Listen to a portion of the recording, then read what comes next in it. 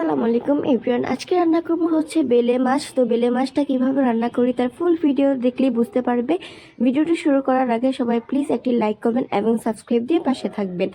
প্রথমে আমি আজকে বেলে মাছটাকে মাখিয়ে রান্না করব, এর জন্য পরিমাণ মতো পেঁয়াজ কুচি দিয়ে দিয়েছি। আর বেলে মাছগুলো কিন্তু বেশ বড় সাইজেরই ছিল, এখানে আমি 4টা থেকে 5টা পেঁয়াজ কুচি দিয়েছি।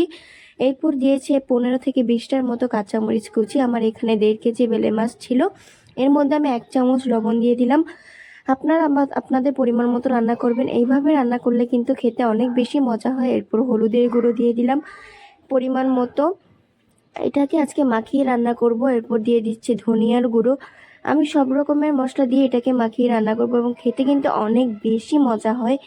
এখন পরিমাণ মতো তেল দিয়ে দিয়েছি। আর মাখিয়ে রান্না করলে কিন্তু যারা যারা মাখিয়ে রান্না করে খেয়েছেন অবশ্যই কমেন্টে জানাবেন। এরপর দিয়ে দিয়েছি মরিচ বাটা। আপনারা চাইলে মরিচের গুঁড়ো ইউজ করতে পারেন, বাট বাটাটা দিয়ে রান্না করলে অনেক বেশি মজা হয়। আমি আবারও বলছি, ভিডিওটি যদি কারো কোনো অংশ ভালো লাগে অবশ্যই কিন্তু একটি সাবস্ক্রাইব দিয়ে যাবেন। আপনার একটি মূল্যবান সাবস্ক্রাইব আমার নতুন আরও একটি ভিডিও বানাতে উৎসাহ করে। আর ভিডিওটি ভালো লাগলে অবশ্যই কিন্তু একটু কমেন্ট করে জানাবেন। আর কে কোন জেলা থেকে কোথা থেকে আমার ভিডিওটি দেখছেন অবশ্যই কমেন্টে জানাবেন। এই যে আমি মাছটাকে ভালোভাবে মাখিয়ে নিচ্ছি। মাখানোর পর কিন্তু এটাকে ডাইরেক্ট বসিয়ে দেবো। আমি একটু পানিও দিয়ে দিয়েছি, আপনারা চাইলে পানি নাও দিতে পারেন, চাইলে ডিম আছে বসিয়ে রাখতে পারেন। আমি এখানে গরম পানি ব্যবহার করেছি, আপনারা চাইলে ঠান্ডা পানিও ব্যবহার করতে পারেন। এরপর চুলার উপর বসিয়ে দিলাম।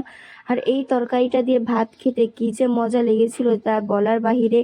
যারা কষিয়ে রান্না করেন তাদেরটাও মজা হয়, আর যারা এভাবে রান্না করেন তারা কমেন্টে অবশ্যই বলে যাবেন যারা মাখিয়ে রান্না করেন। এই যে এখানে বলক চলে আসলো, আর কালারটাও কিন্তু অনেক বেশি সুন্দর হয়েছে। আর আমি কিন্তু আজকে লেবু পাতা দিয়ে রান্না করব, এই জন্য এখানে আমি 3 থেকে 4টা লেবু পাতা কুচি করে দিয়ে দিব। লেবু পাতা ফ্লেভারে কিন্তু তরকারিটা অনেক বেশি মজা হয়েছিল। আর ঝোলটাকে কিন্তু একদম শুকিয়ে নিতে হবে।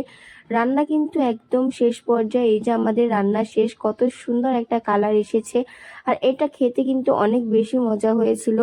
ভিডিওটি ভালো লাগলে কিন্তু অবশ্যই একটি সাবস্ক্রাইব দিয়ে যাবেন। আর কে কোন জেলা থেকে আমার ভিডিওটি দেখছেন অবশ্যই কমেন্টে জানাবেন। সবাইকে জানাই আমার তরফ থেকে অগ্রিম ঈদের শুভেচ্ছা। আর কে কোথায় ঈদ করবেন, যারা ঢাকায় থাকেন তারা কি ঢাকায় ঈদ করবেন কিনা, আমার ভিডিওটি যদি ঢাকা থেকে কেউ দেখে থাকেন অবশ্যই কমেন্টে জানাবেন কে কোথায় ঈদ করবেন। আর ঈদের প্রিপারেশন কেমন সবারই ঈদের প্রিপারেশন অনেক ভালো। এই যে দেখুন মাছটা খেতে কিন্তু অনেক বেশি মজা হয়েছিল, অনেক বেশি সফট ছিল এবং এইভাবে তরকারি রান্না করলে কিন্তু খেতে অনেক বেশি মজা হয়।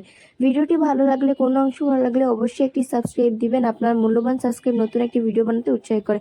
দেখা হবে অন্য কোনো ভিডিওতে। আল্লাহ হাফেজ।